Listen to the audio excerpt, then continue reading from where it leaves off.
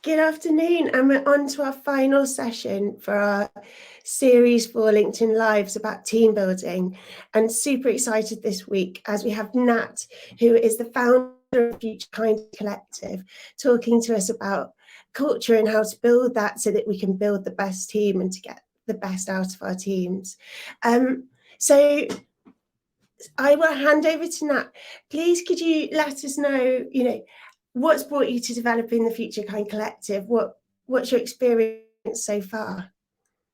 Yeah, well, thank you so much for having me, Lucy. I'm really excited to be here. So, the Future Kind Collective is a culture consultancy that uses service design to create amazing employee experiences. And so, we do that in the same way that you would create amazing customer experiences. We're just kind of turning those skill sets internally. And I guess what led me to start the Future Kind Collective with Alicia, my incredible co-founder, is that we had been working as service designers and strategists for a really long time in agency. And I guess me personally, I didn't feel a sense of belonging in my work and in school and stuff like that growing up. But when I joined the design agency that I was working at previous to the Future Kind Collective, I suddenly felt this sense of belonging and was like, oh my God, I want everyone to feel that way. So I joined when there was 3 of us in the company. By the time I left, there was about 100 of us.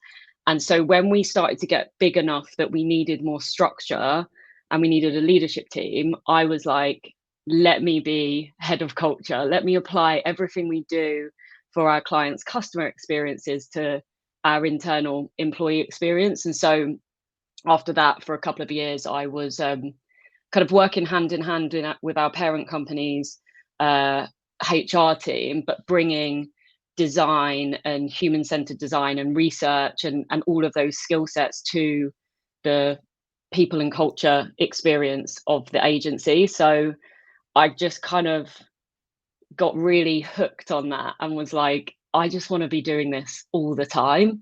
But I was still doing client work, so I was still doing like service design and product design projects, and that was great. But what lit me up was the creating cultures. And so Alicia and I, my co-founder, met at that agency, and we both were drawn to this idea of like creating a world where all people have the opportunity to do great things. And we realized that a key place to unlocking that is in our workplaces and in the organizations that we work for. So the Future Kind Collective was kind of born out of that. So we now help all sorts of amazing companies, growing companies, to I guess both design their culture from scratch, but also to put structure and rigor and systems around what is often already a really great culture. But in order to, I guess, scale, you need to kind of put some structure and systems in place. Otherwise, what is culture is often starts as like a shared feeling, and that's really manageable when there's like 10 of you. But when there's like 100, you need to kind of make that tangible. So that's essentially what we do. Amazing. And this sense of belonging that you talked about, I think that's so important. And how would you define that? Because for me, that has been quite different in different places at different times in my career, that I felt that sense of belonging. So how would you start to define that for founders if they're thinking about how do I create that sense of belonging in my business? Yeah, so it's a really good question, and I think like how I define it is or I guess the feeling that I felt when I realized that I felt it. And at the time, I didn't know it was belonging. I've kind of learned through my career that that's what it was. But it was the feeling that I could show up to work with these people and be myself. And I could ask questions, and I could say if I disagreed, or I could, share an idea without worrying that someone's going to laugh at me, or, I could share a mistake without someone saying, you know, that's terrible, you're fired, kind of thing.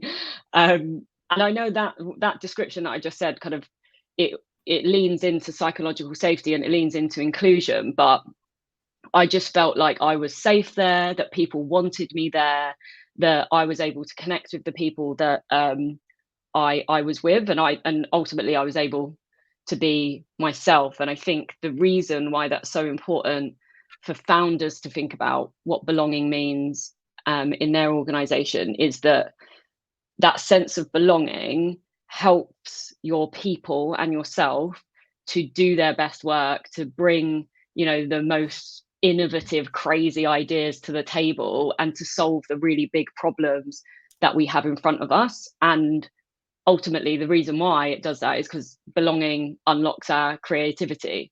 And if we're feeling creative, which all of us are creative, I believe that creativity is innate in humans, not like something that some people have and some people don't. Like all of us are creative. Yeah, I guess that sense of belonging and inclusion allows us to tap into that, because I think creativity and ideas and all of that good stuff is really vulnerable, and you're only willing to, you know, be vulnerable and and kind of feel exposed if you feel like you belong and that you're safe and all of that good stuff. So yeah, I think like I never knew that that's what I needed in my work, and now I think it's so crucial, and it's just such a beautiful thing, I think, as founders, to have the opportunity to invite someone in to your kind of like idea space and say, look, join me on this mission, and we're going to create something really incredible together. Like it's a beautiful thing.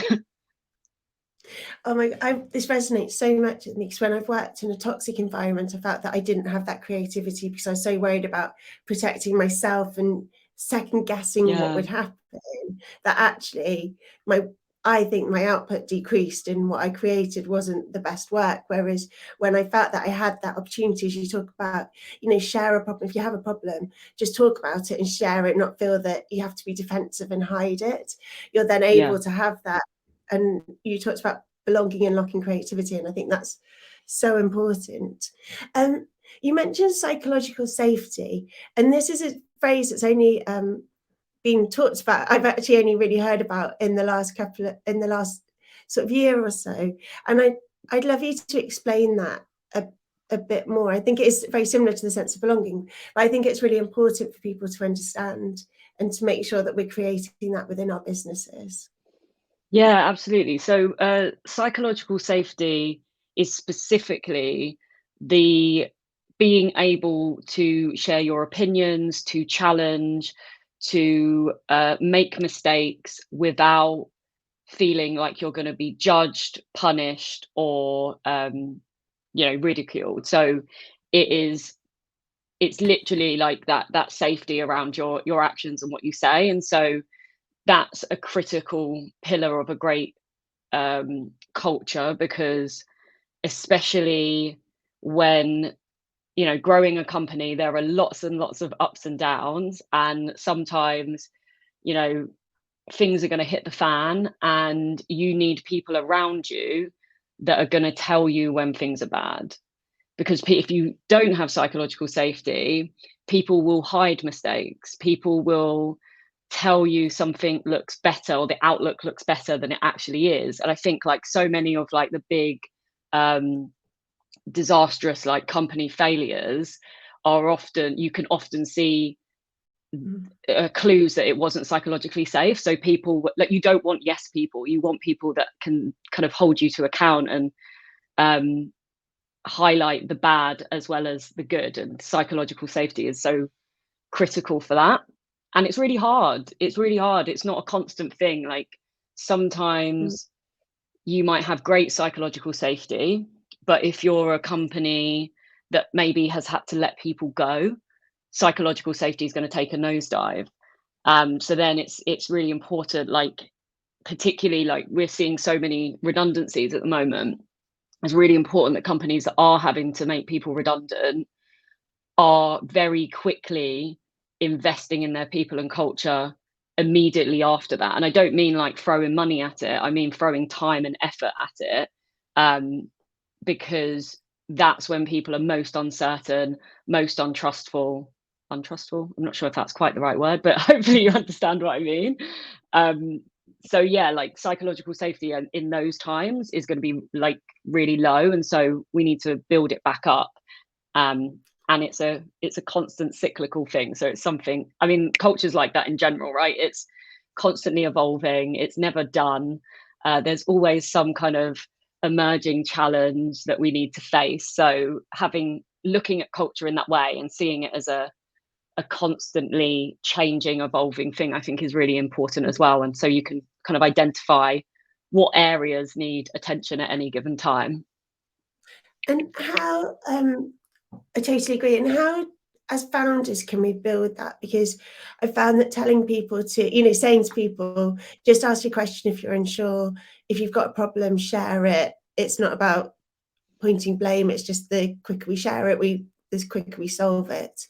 But that, I don't think that's enough. What else can we do to make sure that we're really not just telling people to do that, but also creating a culture where it is okay and they feel confident enough to do that?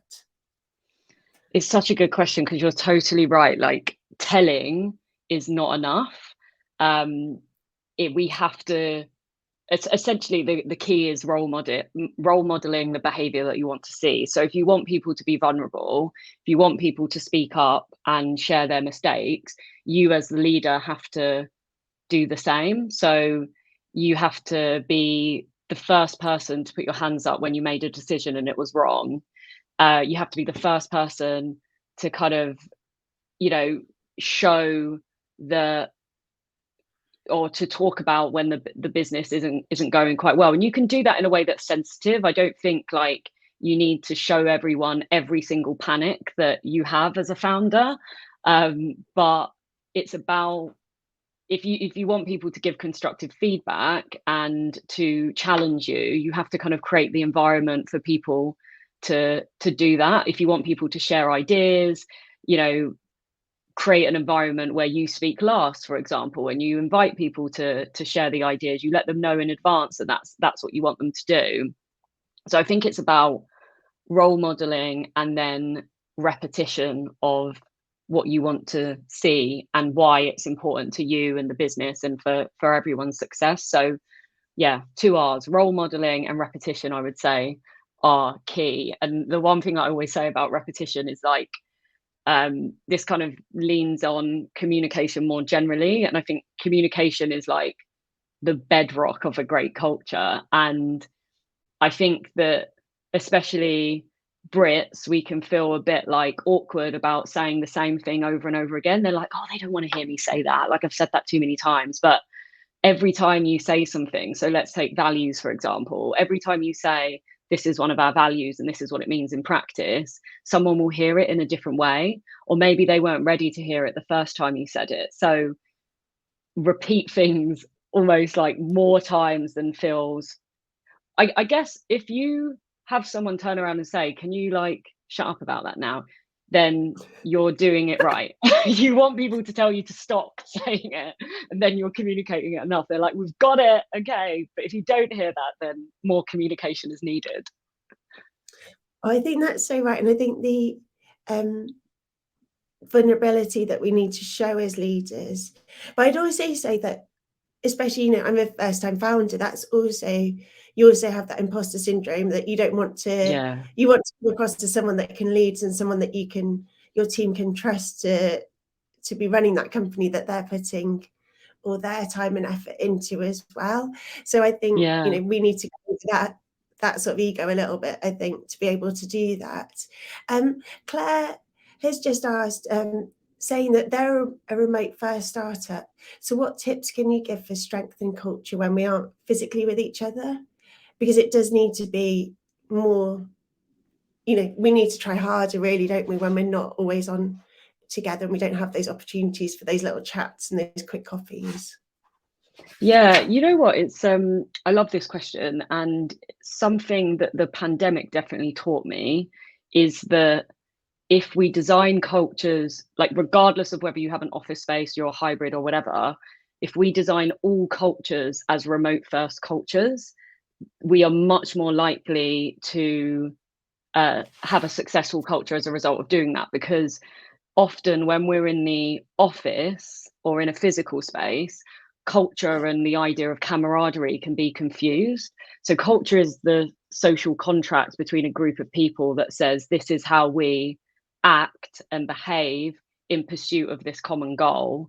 And camaraderie is more about friendship, like collegial friendship and things that you do that help you connect in that way. But that is much more specific and kind of narrow than like what culture is, which kind of goes across everything. So I think the reason I mentioned that is that I want, I think it was Claire, to see the fact that she is or they have a remote first culture as a superpower, because it means that you're not going to have this confusion of culture camaraderie. So that's the first thing that I would say.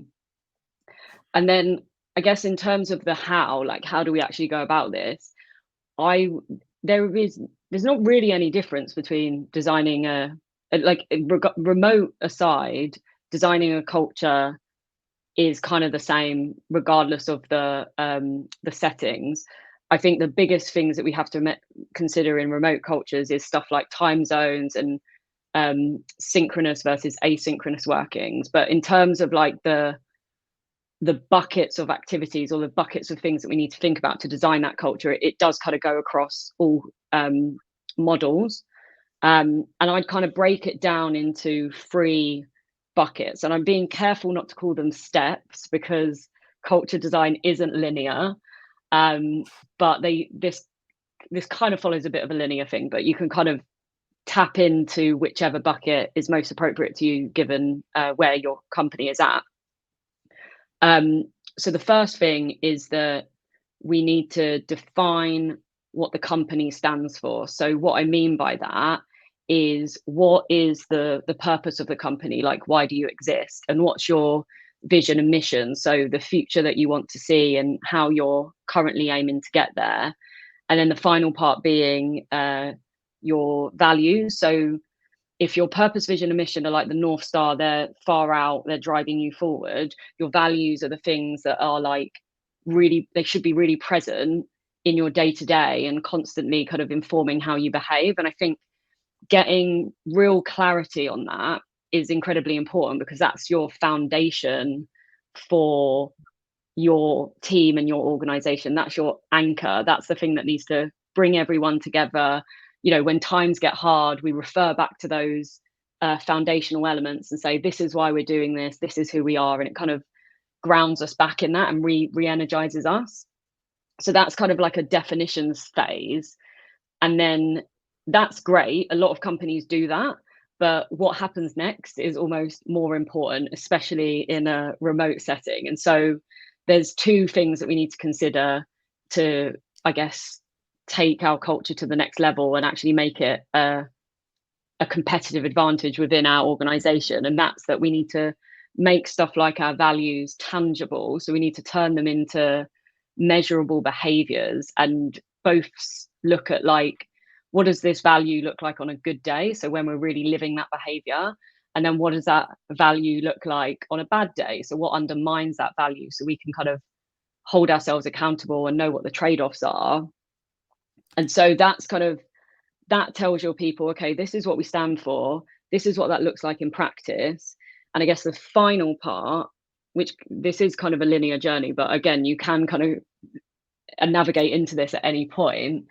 The final part is looking at how you can embed that purpose, those values into everything you do. And so what I mean by that is looking at stuff like your rituals. How do you meet? How do you communicate? How do you set up for projects, career progression, hiring, onboarding, all of these key moments in your organization, and asking the question of, how can I design either rituals, systems, habits into these stages that reinforce our values, that remind us of the type of company that we want to be, whilst also supporting, you know, the needs of our people, and some of those like key cultural principles like psychological safety, good communication, inclusion, well-being, all of these things that we kind of know creates a good culture. It's just like having those in the back of our minds when we start designing these rituals and cultural rituals and systems into everything that we do. So that's quite a long answer, and apologies for that. I'm working on trying to make it more succinct, but I guess what that tells us is that culture is like, it's a big piece of work, and it's something that we're constantly working on. But just in case you're like, what were those 3 things? I'll just summarize them again. Define what you stand for, make it tangible, and embed your values into your systems and habits and rituals. So hopefully that helps. No, I love those steps, and actually I think we all should do them. And one part I wanted to just pull out on was when you're making your values tangible, you talked about what that looks like on a good day and a bad day. And I think, within our work, within our community, there's been a lot of roller coaster around the Silicon Valley Bank this weekend. And I think, what's been seen is what good leadership looks like in a point of panic, and what bad leadership looks like in a point of panic. Of how can you be very clear with your communications and reassure, versus spread panic and create panic and build it around through your team. Something 100%.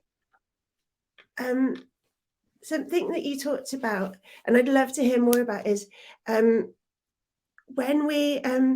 what do you wish you'd known? So we've talked about Spark. You talked about sort of learning on the job about how you created the culture there. What would you wish you'd known at the beginning of, when you first started there and thinking about starting to build that culture, that you do now, obviously, echelons on? I would love to hear that, so that we can have those learnings, not make those mistakes. Gosh, there's so many. We'd probably have to tack on another half an hour to talk through all of the learnings. And that's because one of my core values is about growth mindset. And so I'm constantly looking for the learnings. Not to say that it was like it all went wrong. There was lots that went right. I think there's 2 main things I think that come to mind, maybe 3. One of the things that I think I wish I knew is that as head of culture, I wasn't solely responsible for the culture. And I think that is something that I think it's really important for heads of people, heads of culture, chief people directors, chief people officers rather, and founders and CEOs. Like, they are important role models, and they are curators and carers and nurturers of the culture, but they are not solely responsible, because a culture is something that is owned and nurtured and maintained by everyone in the organization. I think that's really important.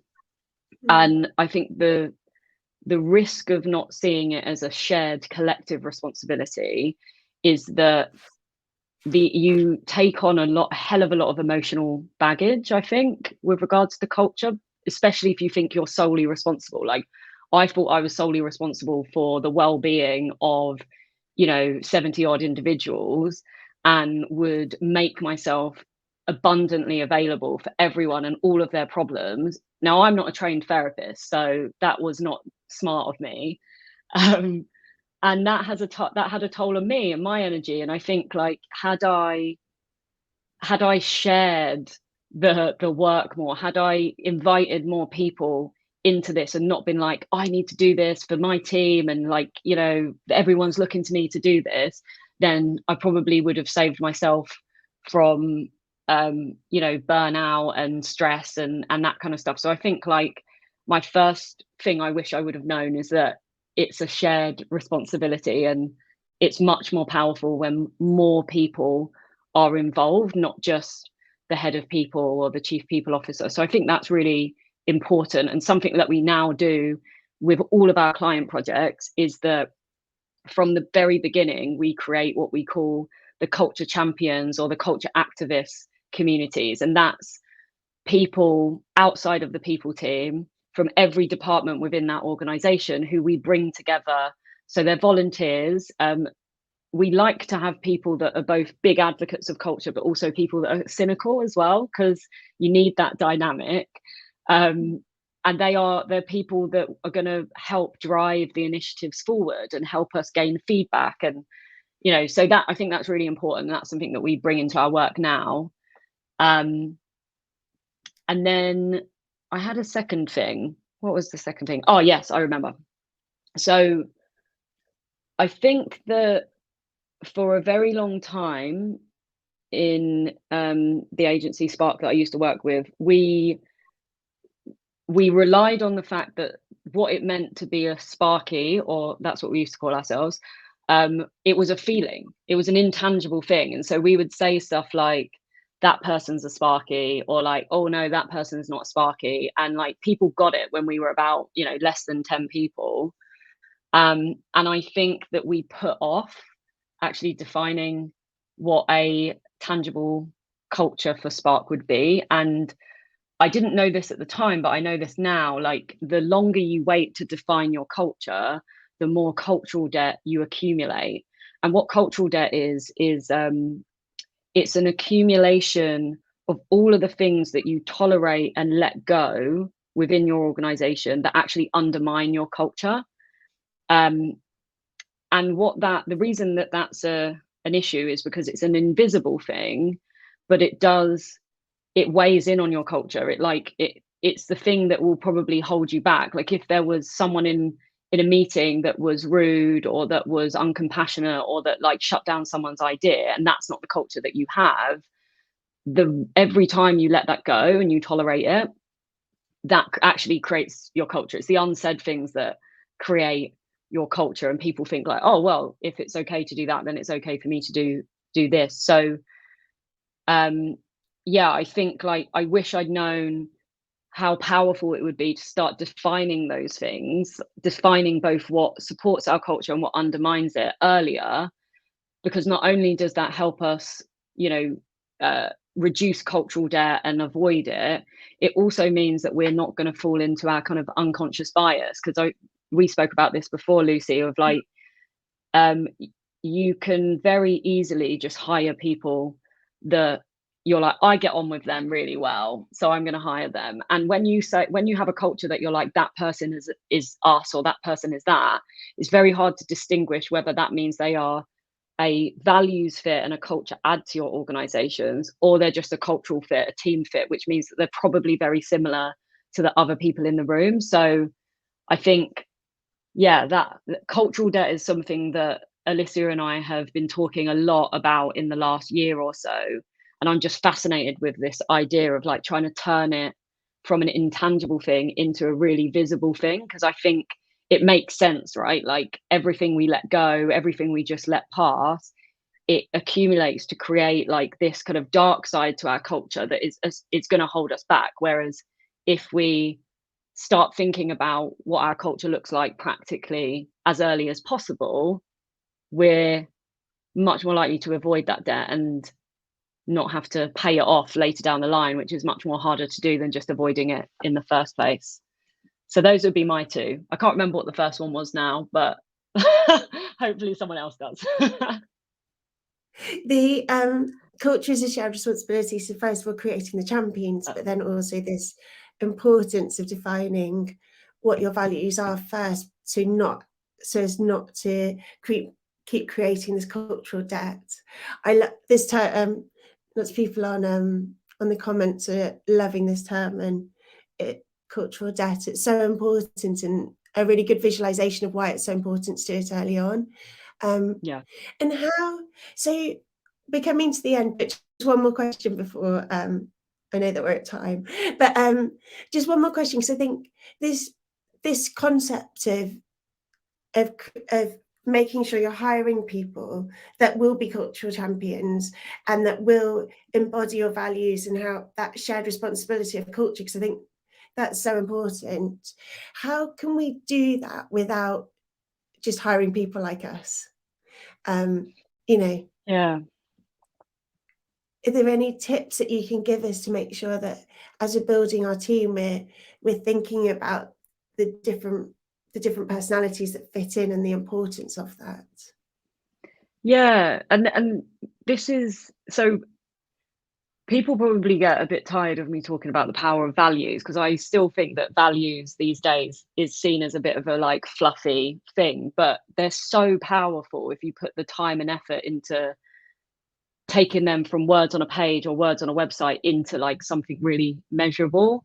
Because I believe that values are some of the key ingredients to avoid us hiring for affinity bias. So people that are just like us, or like, you know, it helps us hire for culture ads. So people that are going to bring something different to our organization. And the reason that's the case is that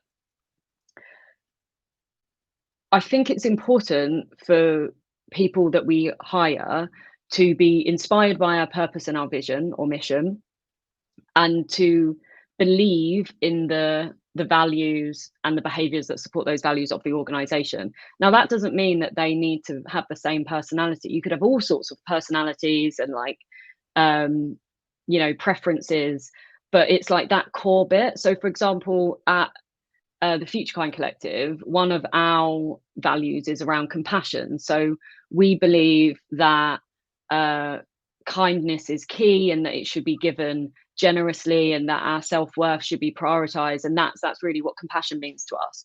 Now, if someone who believed in values that were more individualistic, or they thought compassion was a bit of a like you know, a kind of fluffy term, and they didn't really resonate with it, that doesn't make them a bad person. That just means that they're not a values fit for our organization. So that is that they wouldn't be the right fit for us. And then another example is we are really, really big on growth and learning. So we expect people to, you know, take that in their stride, constantly be like looking to teach others. Like mentors and coaches are going to be really great. Like innate mentors and coaches are going to be really great in our organization. And again, that's not for everyone. So I think like getting people that align to those kind of core values of your organization is like, that should be the test, not do they think the way I think? Because actually you want people that think differently to you, but you want to be tied together around a common purpose and shared values, because that's the thing that's going to build connection and belonging. And you know, when things get tough, it's like, look, we all agree on this kind of core of the culture, so our differences are kind of safe within that context, if that makes sense. So I think like, and I think it's really important to, when you're looking at like the behaviors that underpin your values, we have to check ourselves that we're not just putting in personality traits, because that's not behaviors. Behaviors are things that an introvert and an extrovert could do, or like, you know, everything in between. So yeah, I think values can hold us true to making sure that someone is going to align with the organization and the way it works, but we don't have to worry about whether they think like us or act like us, because they agree on this like core level, if that makes sense. 100%. I absolutely love that. I'm so sorry, but we've come to time. We're out of Thank time. you so much. I've just written so many notes. I'm going to take this away, and but thank you so much. This has been absolutely brilliant, and the definitely that is shown in the comments as well. Where can people find you, and where should people follow you for just more incredible insights on a daily basis? Oh, thank you for asking that question. That's really generous. I hang out loads on LinkedIn. So I think my profile is Nat J Pearce, or just Natalie Pearce, with an apricot background. So you can't miss me. Yeah, I'm on LinkedIn all the time. So connect with me, message me there. I love to chat and meet new people there. And if you want to check out our website, which has just been updated and we're about to do a big launch announcement, then that's www.thefuturekind.co. Let me know what you think if you do check that out, because a lot of work has gone into it. Amazing. I'm going to go straight away and have a look. Thank Yay. you so much. This has been brilliant. And of course, we will be sending a wrap up of this in our newsletter on Thursday. So make sure everyone's signed up. If you go onto my LinkedIn profile, you'll be able to sign up, so you'll get the wrap up there. Thank you so much, Nat. Amazing. Have an absolutely wonderful day. You too. Thank you so much for having me, Lucy.